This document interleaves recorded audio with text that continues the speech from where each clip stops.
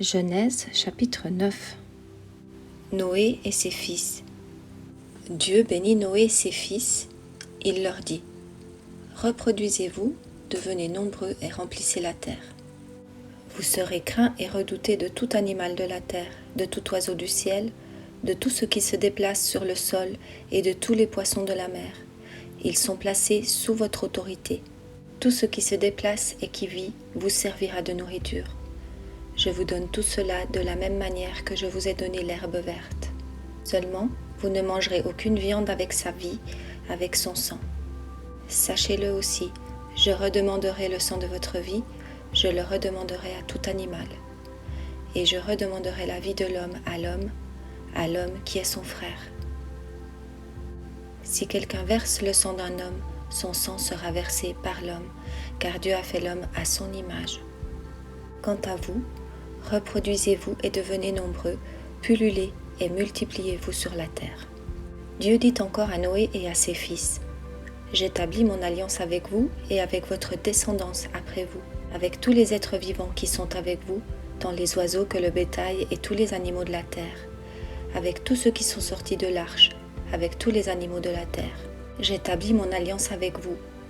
Aucune créature ne sera plus supprimée par l'eau du déluge, et il n'y aura plus de déluge pour détruire la terre.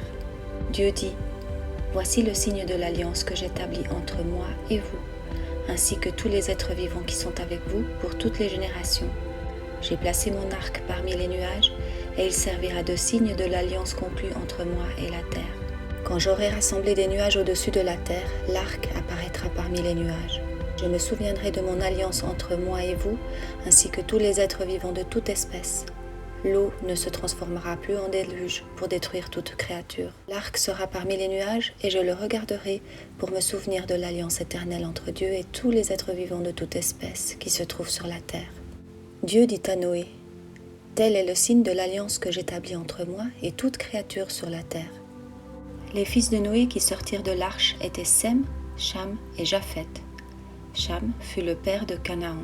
Voilà quels sont les 3 fils de Noé. Ce sont eux qui ont peuplé toute la terre.